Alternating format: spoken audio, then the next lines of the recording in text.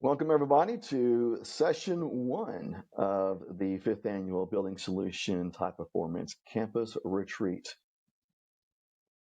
This session is addressing indoor air quality in schools. It's presented by Kevin Folsom here at Building Solutions. And Kevin is the Director of Special Projects at Building Solutions. He was formerly the Director of Operations at Trinity Christian Academy, holding this position for the last 7 years. Before that, he was at Dallas Theological Seminary for 25 years. Kevin is a longtime member and devoted member of APPA, one of the founders of the DFW chapter, and is currently their chair of their Standards and Codes Council. Kevin is also head of our HPC program here at Building Solutions. And before I welcome Kevin into the presentation, let him start speaking, I want to just remind everybody to mute yourself during the presentations. We do have a chat feature. If you have a question, please drop it in the chat. And at the end, with the time allotted, we'll address some questions.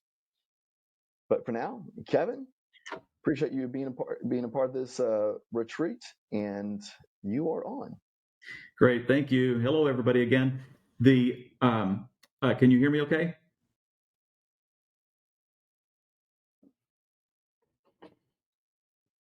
No, you broke up. Okay. There you go. That sounds much better. Okay, you got me now? Okay. Yes. And I've got my screen on correctly for the PowerPoint? Yes. Okay.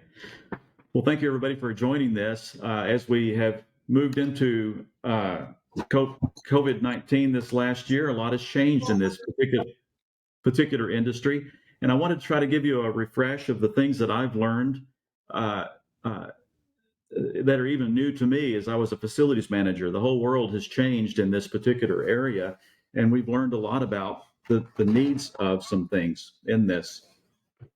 And it'll all be revolving around what's called an ASHRAE 62.1 standard that's been around since 1972. So I'm just going to walk you through how that piece plays into what we do at educational institutions. We begin with the terms outside air, fresh air, clean air. You probably hear those on different occasions. What's different? What is different about all of those? They're all synonymous. They're basically they mean the same thing.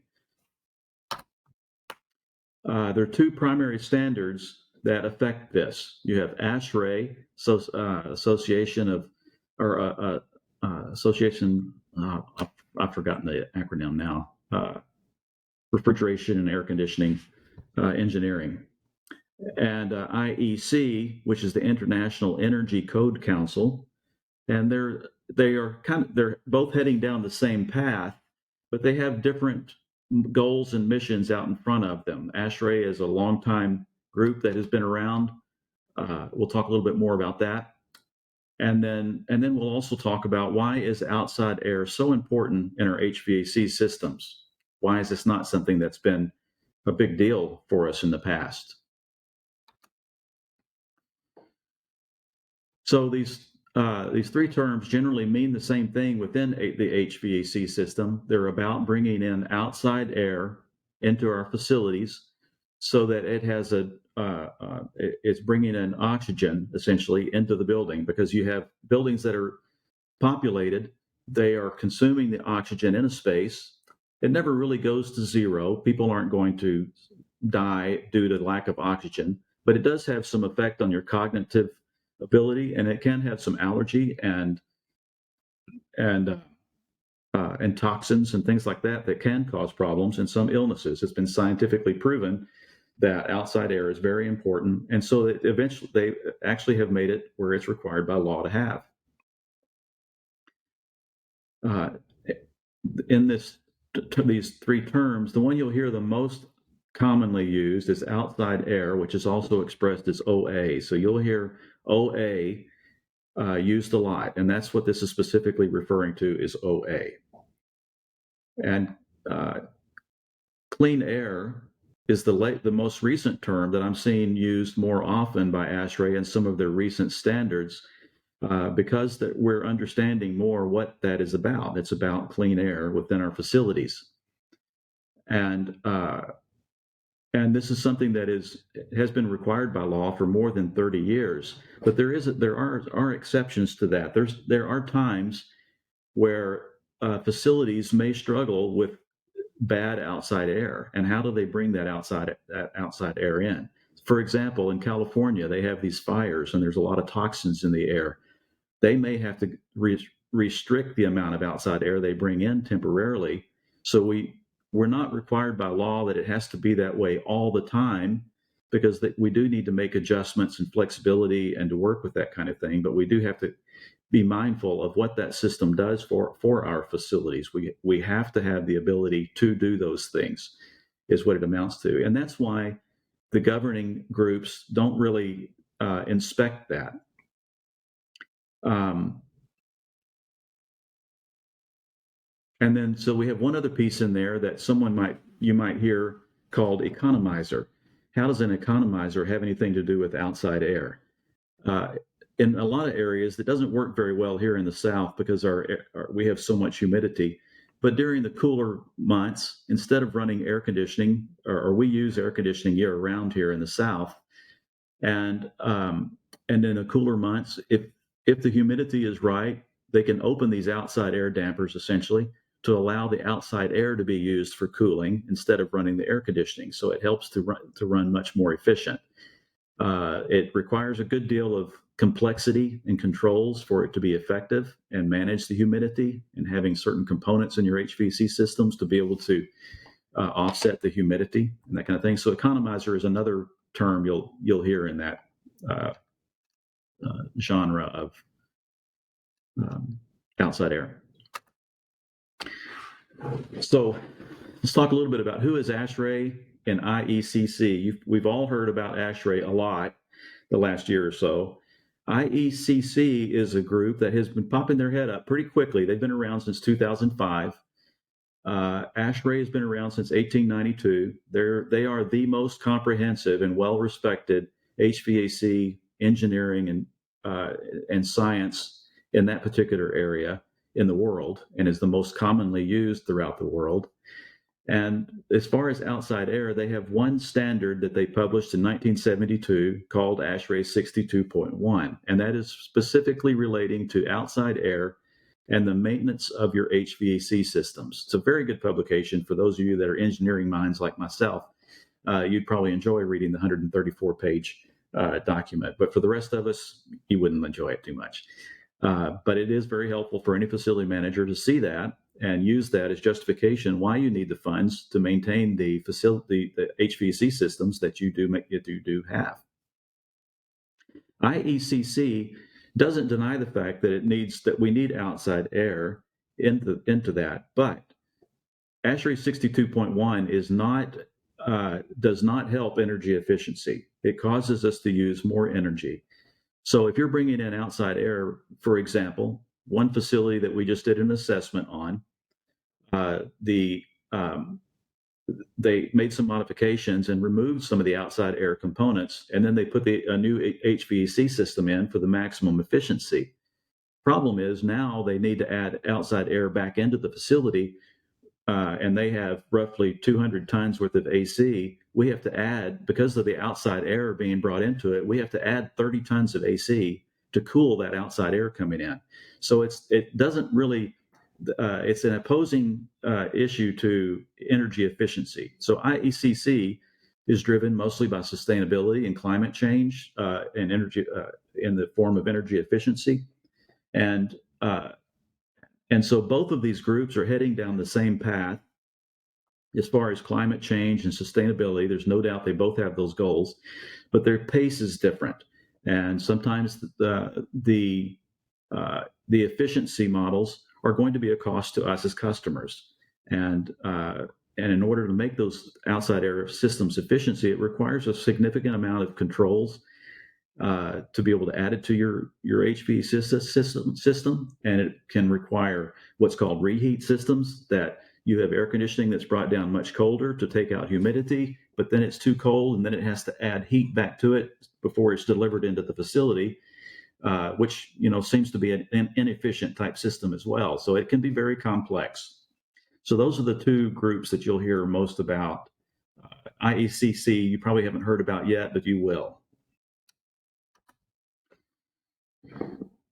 So just to make sure you understand why is outside air so important, it's scientifically, for a long time, since the 70s, is scientifically proven to provide a better indoor environment. It maintains the oxygen levels for cognitive reasons, and education institutions are the most needed in that particular area. And what we've recently learned, and I had no idea that this was part of that kind of thing until COVID-19 came around, is virus dilution. So you're bringing in a certain amount of outside air that dilutes the virus. And so we've learned through this that virus dosing is the problem. How much of a dose of the virus do you get? Our body can handle small quantities and take care of it, but does your system get overwhelmed with it that it can't fight it off? And our vaccines are helping us to fight it off in large quantities, doses. And so the HVAC system is supplementing that to dilute it, so to disperse it and keep it so that you're not getting large doses of it. Outside air is also a part of our life safety system. People don't really look at it that way. It is one of the life safety systems, but it is not inspected. It is required by law to install it, but no one's going to manage, do you actually use it? Do you turn it off? Do you turn it on? So as an institution, we're totally on our own for how we manage that thing. So we've talked a little bit about this. The opposing forces of outside air is health and safety versus cost-effective energy efficiency. Those are the two that are always going to be competing with one another. The most recent, within the last 15 to 20 years, all of us have dealt with energy efficiency galore, and that has been squeezing out outside air. You can go to any schools that I've managed. Outside air is not a high priority. Leadership aren't willing to spend money on outside air, and it does require maintenance. It requires automation that you have to check on and things of that nature. It uses more electricity. There are no inspection measures in place. And the biggest problem is that when it stops working, absolutely nobody will know. No one will know that system stopped working. If the outside air is shut off, and all people really care about is like, well, I'm comfortable. I don't really intend to spend money on that outside air system, kind of thing. So that's what we're coming out of.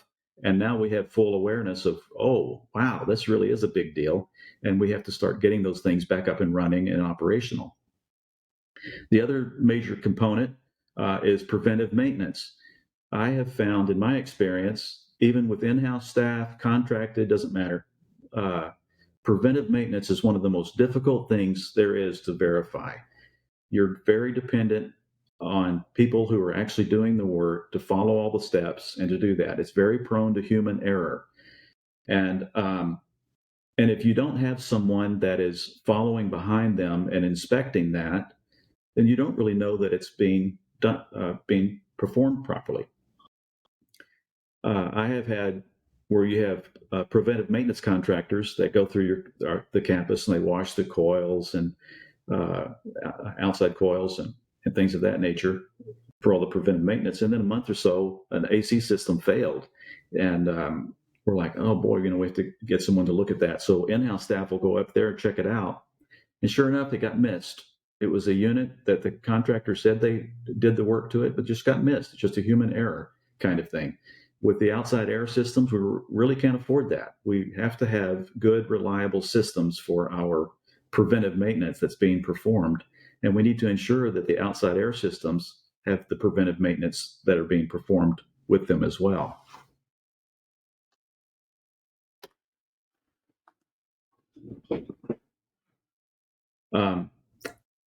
So what Building Solutions has done is they've created a program that we call Clean Air, kind of a name that's convenient, but it really is what it's about, is helping the institutions ensure that we have a clean air program that we are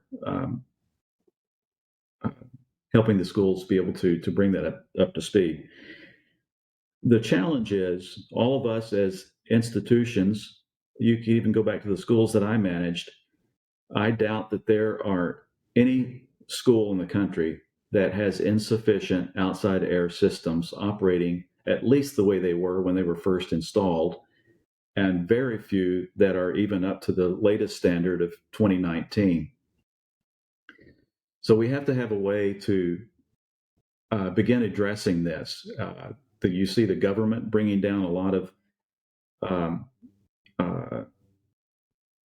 bringing a lot of attention to that. They're talking about dispersing a significant amount of funds and the billions of dollars that are going to be going to schools. And I haven't heard that the funds are stipulated for HVAC modifications, which is a concern for me, because as I've worked with schools for many, many years, COVID-19, as it begins to slip our minds, right now it's a big issue, but in the future, I'm concerned that it won't be. And they'll have other pressing needs that they think that they'll need to use these funds for. And so anything you can do to be an influence to your school is to help them understand what the outside air system does and how much it requires to maintain it, how closely it has to be monitored. The controls in your systems can be a good source of monitoring the operation of those systems. And when you have those controls, it's going to be a maintenance problem, because somebody's always going to have to go check on it because there's an error or there's a problem or something that's going on with that not working correctly. They'll have what's called O2 sensors. It's measuring the oxygen levels. So if a room that gets highly occupied, then the oxygen levels can get lower, and it's going to open the outside dampers to allow more outside air into the space. Those are the kinds of systems that we need to ensure that we have. And we have what's called cubic feet of air that needs to be brought into the space based on the volume of people that are in there. So those kinds of things need to be determined. The preventive maintenance is something that you have to verify. Is it being maintained? Are the components of these areas being operating and being repaired properly? And then the grandfather design is another big issue that I'd really like to point out. We as schools and we as facility managers often hide behind the grandfathered codes of all of our systems in a lot of ways. ADA, now HVAC.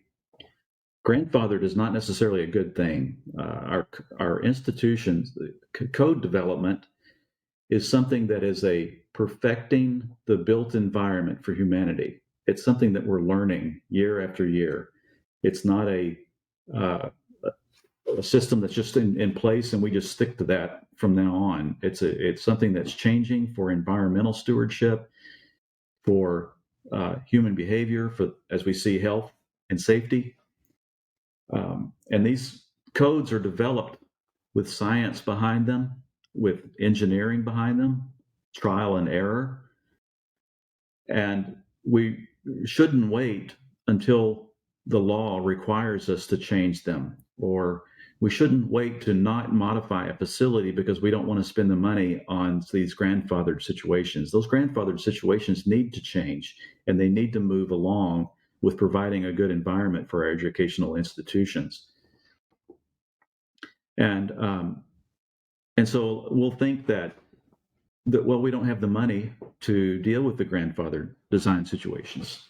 In my working with APPA and as an HPC client, you'll understand the financial model of managing your facilities and linking that to tuition. If you're charging tuition, that should have a basis for funding facility renewal, future renewal, code compliance, updates, and things of that nature. And they're very, very simple, very tried and true metrics to use for that. I've found that roughly 10% of the tuition charged could potentially take care of all your facility needs if you structure it properly. So if you're charging tuition, why are there not funds to properly enhance your facilities and keep them moving and up to date? Typically, schools, in my experience and others that I've seen, we might spend about 3% of our tuition on facility renewal and maintenance. So that's something that we need to take a hard look at. And as we work around with our HPCs, I'd really very much like to help them look at that, to be able to see, are they structured properly with their tuition as it relates to facilities? With it being one of the three major components of being able to provide education, faculty and staff, facilities, and everything else, facilities should be a pretty major component of the tuition that we charge, making sure that you have the proper funds to sustain those indefinitely. On this clean air report, we monitor a lot of those things. We don't look at this financial aspect of it that I just mentioned, but we do base our assessment on grandfathered design. So there are some credits toward a unit that has outside air and it's still functioning in the way that it was originally installed. If it was 20 years ago and the standard is changed to 2019, we still give a lot of credit for that because it's a system that is providing outside air. It's just not done to the latest science that's available to us with how much outside air might be needed. So we do give you a basis of that. And then we can just give you a list of all the various areas that need to be improved. And we can structure that so that you can start setting small goals toward bringing these things up to date. It could take years for you to be able to bring these up to date. And as HPC clients, it would probably be easiest for you than anyone else because you already understand your needs for renewal. You already have funding models that you're planning and preparing for these things. So it makes it easier for us too, because we can look at your current HVAC renewal needs, and we try to follow that natural process to update your outside air system. So we're not just spending money just on outside air, we're spending money on the components that already need to have money spent on and energy to be able to put into replacing them and things of that nature. So this clean air assessment becomes more of a new paradigm of the way we look at how to prioritize your HVAC updates that are needed and things of that nature. The other part of this is in the report, it could be a fearful thing for an institution because we may find out something we don't want to know, and parents are quite aware of the HVAC. It's becoming very public. The media is all about that kind of thing. And then with the government putting out billions of dollars, and this is one of the things that they say in that, even though they may not require the school to spend the money on that. So clients are concerned at first, how is that information going to be dealt with? So we treat it as a highly confidential report. It does not go anywhere, and it's only for your eyes to see. But it allows you to get an idea of where you stand in all of your outside air systems, and then it allows us to be able to help you to begin incrementally working through projects. For example, one school that we just, or as a school district that we helped with that, and they have a pretty significant amount of updates that need to be done, and they reported to us that they would like to begin moving forward, but we only have this much money right now. So we're able to help them. Okay, well, we're going to set that as a cap, and we're going to put together a program of here are all the highest priorities that we'll take care of, and then follow along with your HVAC renewal plans and all of that kind of thing. So it's all packaged together to work with in that way. And that's the way we would plan to do that with any of you that chose to have this particular assessment done. The benefit to a school getting this clean air, especially if these funds are becoming available, I'm not sure how available they'll be for the private schools that we have on this call. But if it is available and you want to be able to compete for those funds, the best way to do it is to have a report like this ready to go. and you just send it right off to say, here's our assessment, and here's where our needs are as far as outside air goes. So that's something I can see is highly beneficial to public schools that may have access to that, but just as a good stewardship with the private schools for you internally to make sure that you're spending the money that you are saving and preparing to spend as HPC clients, that you at least know how you can reprioritize some of the things. This unit may be old, but it's still kind of limping along, but this one doesn't have outside air at all. Let's make that one the higher priority. Even though this one's old, let's get that one up to speed. Or this is an HVAC system for classrooms versus the other older one might be for an office or two. So you have one or two people that might be put out for a lack of AC, but this classroom is without outside air. So that's the kind of thing that a report like this can do.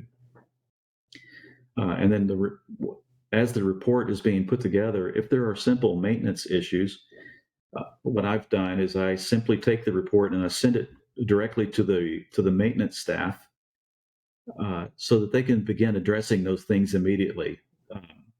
Sometimes it can be a concern that because outside air is not something that's really been thought of, and in most cases the outside air is just turned off, dampers closed, so there's not much attention paid to those particular components all be functioning.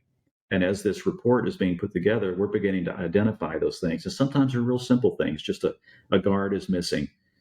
You may have pigeons resting on top of the unit right under the outside air being drawn into the facility, which is not really a concern because no outside air is being drawn in. Those dampers are just closed. So we can send those kinds of reports directly to the facility manager so he can begin addressing those things. Because one of the tendencies for leadership to do is we have these problems, and they have a tendency to think that the facility manager has failed or is not doing their job, but that's not the case at all. There is really no pointing fingers to anyone with this. Looking back, it's something that we as a society has become complacent with because it costs money to keep it up, and if no one's complaining, no one's going to allocate money to it. And if there's no money to it, then people can't spend time to it. Even with our contractors, if we have contractors performing preventive maintenance on our HVAC systems, if they know that these outside air systems that the client doesn't really care, they're not going to spend the money on it. Well, the contractor's not going to waste his time putting a proposal together and trying to convince that you need to spend the money on this particular thing. And then we say, well, is it going to, change the comfort? No, not really. Well, we don't want to spend the money on that. We're just concerned about the comfort of our students and things of that nature. So that's the way what we're coming from in the past. So just be very careful not to get into a finger pointing type situation. This is all new for everyone. Even for me as a 32-year veteran in facilities management and very knowledgeable in the HVAC world and chiller systems and things of that nature. So I'm very hopeful that the leadership of our schools will be able to grasp this and make it a requirement, and listening to their facilities people whenever they see problems with that they'll be able to provide the resources and funds to be able to keep those systems running properly and things of that nature. So I think I'll stop here with 30 minutes into it and give ourselves time for some questions and answers type thing. So, Mr. Dillard, is that something you want to administer, or do you want me to just read through the chat here? Well, I've been monitoring the chat, and I have not seen any questions in the chat at the moment. I think your presentation has been spot on and extremely educational. If anybody has a question they want to ask live, you're welcome to unmute yourself and ask. We'll give that a minute or two, and if no questions, Kevin,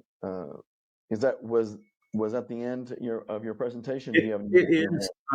I obviously I can go back and talk. I can talk a long time about this kind of stuff, but I didn't want to take up too much time if there were a lot of questions. And okay. We just got one in. I can go back and rehash. Okay. Well, I'm going to bring a question your way. Okay. This is coming from Bob Mills up in Philadelphia. With COVID concerns today with indoor air quality, what are your thoughts on installing the bipolar ionization units? That's an awesome question. I should have had that as one of my points in the slide, because that is a big issue that has been talked about. Bipolar ionization is a system that is intended to be on top of the ASHRAE 61 2.1 compliance. It's not in lieu of. So if you're going to spend money on a system like that, that's okay. But you also need to make sure that your 62.1 compliance is also functioning. So the last client that I've mentioned to you that we just did an assessment for in their district, they in fact already signed an agreement to install bipolar ionization in all their systems, all 330 units that they have throughout their district. And Joe Rayburn knows them well, and communicating with them brought this up to them, and they thought, wow, I guess we'd better look at that, because technically the bipolar ionization, in order for it to be fully effective, is dependent on your units being compliant to ASHRAE 62.1. Not that it won't be ineffective at all, but its maximum effectiveness is based on that system. So the bipolar ionization is designed to be an add-on. So we did an assessment of their HVAC systems relating to ASHRAE 62.1, and they had a lot of deficiencies, a lot that they did not realize in that particular area. And so they're taking steps. They've given us a cap to set this next year, and then we'll do multi-year incremental improvements so that they can continue their maximum effectiveness. Now, in the case of one that I'd mentioned, like in California, when they have these wildfires and they have more toxins on the outside that they don't want to bring on into the indoors, bipolar ionization can be helpful to that for a temporary offset for any kind of virus dilution or toxins that might be on the interior during that time. But it's not as effective as the two together. And so ASHRAE, so our stance is, if you only have enough money to spend, if you have $1 million to spend on bipolar ionization or $1 million to spend on getting your OA systems operating, spend it on the OA system. That's your first line of defense is the OA system. Second line would be the bipolar ionization. That's typically the way hospitals work. And so with the bipolar, you're getting into more closely to a hospital grade HVAC system. And you have to think about, in the hospitals, it makes sense because they're actually bedding people with COVID-19. So they would need that double redundancy along with the filtration, high levels of outside air. Whereas in the schools, we might have one or two that might come in at a time and things of that nature. And we have such good control of the students. It's not like everybody is just running around rampant. There are teachers, and we've learned to be able to contain their activities during high levels of future viruses. So I think the procedures and the level of supervision that we have in schools, it's up to the school how they feel about whether to extend themselves that much further for spending the money on the bipolar ionization. So I would say if schools did do that, it's not a bad thing. I just think it's best to spend. You already have HVAC systems in your school, spend it on that, and that's your first line of defense. And it's one that has been scientifically proven as being the best climate for education institutions. That's why it's required by law, is because that is the system that is scientifically proven to be the best one. And bipolar ionization has just taken it a step further than that. Fantastic. Thank you, Kevin. I have one more question for you. Okay. Yeah. For schools that are not able to install or change their systems at the moment, what's your opinion of them being able to look at air purification units in their rooms or use air scrubbers in larger spaces? That is similar to the bipolar ionization. It's filtering the air more quickly. You're not bringing in any kind of dilution, and dilution is one of the best ways to be able to deal with the virus issue that we've had of recent. But it would be, again, if you have, the California example, if you have worse outside air than you do inside air, then these are good things to have on hand and to use so that you can temporarily close the outside air because for the safety of the occupants. And as the last resort, it's better than nothing.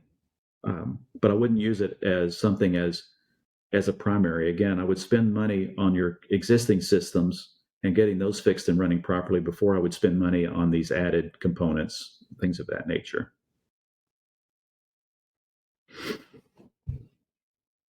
Okay, very good. Are there any other questions? I don't have any in the chat. Are there any other questions? Anybody want to just unmute and ask away? I have, if no one else has one, I have one other comment. Go ahead, Kevin. Okay. Another area that I also consider an outside air component are the building automation systems. Some of you have more robust systems than others. And that's, if you have proper outside air systems and you have a building automation system, the building automation system should be looked at more closely. And if before you start spending money on bipolar or these other filters, you would be best to spend money on your building automation system to ensure that it's working properly and monitoring your systems properly. I personally think that if you have HVAC systems with CO2 monitors and automatic dampers and a robust building automation system for your HVAC, I think that is actually better than bipolar ionization, a better place to spend money. And then bipolar ionization would be a third tier on top of that if you were to add that on top of there. But the controls of those outside air systems and monitoring the occupancy sensors and all of that is just phenomenal. And that's a lot of what IECC standard group would be able to help you and promote doing, so that you're also becoming much more energy efficient with your outside air systems. Okay, fantastic. Yeah, then I guess the last thing would be filters. Hey, Bob's, I see Bob there asking that one, so go ahead. Okay. Bill. Well, all right, when you're about to jump into it, what are your thoughts? You can also change your filters on the main units to MERV 13, where they are able to fit as another alternative. That is one that ASHRAE recommends. I personally, because of the cost of MERV 13, if you have no outside air, you probably could get by with that if the unit's capable of handling it. But here's my philosophy on that, and everything that I've seen and heard. California will tell you, and they're because they're the most strict of our nation, and most often I look at their health department codes and standards.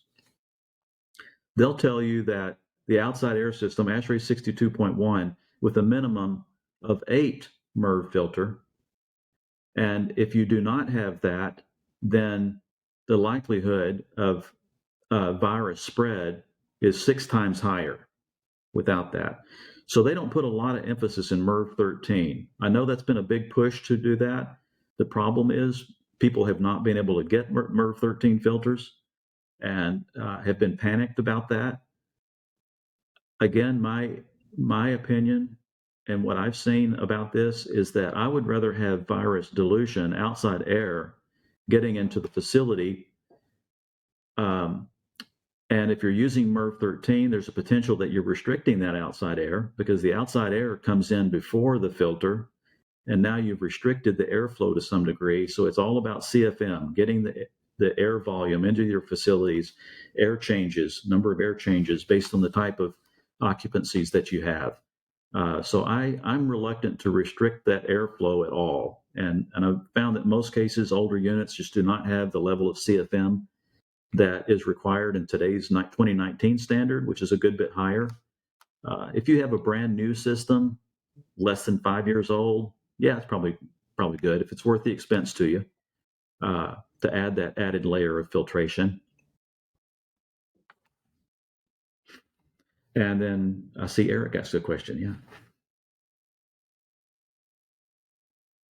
Sorry, we add the MERV 13 filters, and we install UVC lights in the system, and that may help to this situation.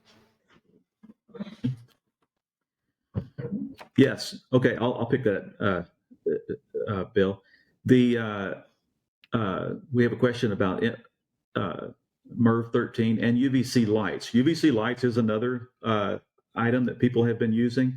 There have been some concerns and swings about UVC lights, and there are ways to install that.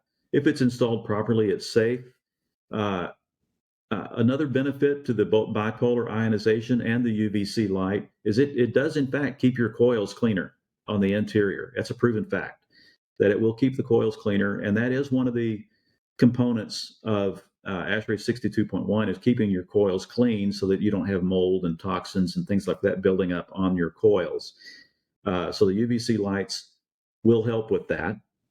But there again, it's not a replacement for outside air. It's outside air, and I've asked this question numerous times within the ASHRAE circles because I have pretty close ties to that.